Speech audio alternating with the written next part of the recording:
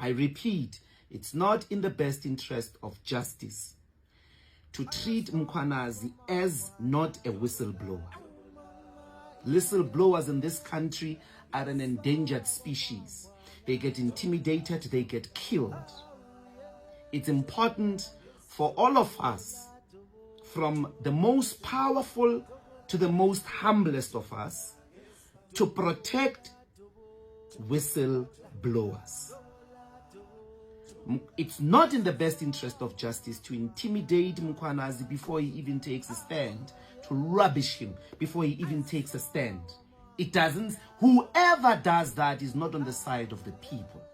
Because what Mkhwanazi has done is to give an opportunity to the country to uproot corruption, to uproot gangsterism and cartels from the criminal justice system.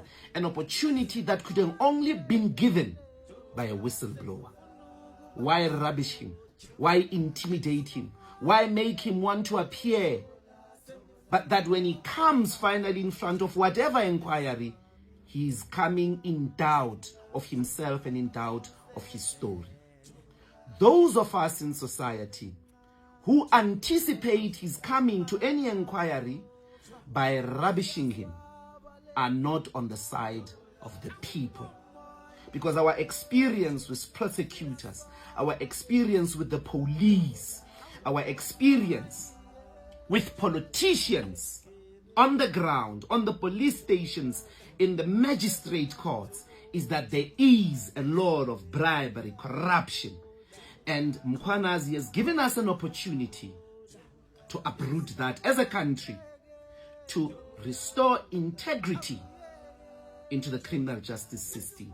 We must take this opportunity with both hands. We must help, as opposed to treating him as an antagonistic force.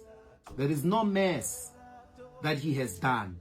He has exposed the mess. We must accept this opportunity, welcome it, and isolate all the forces that seek to discredit this process. That's my view.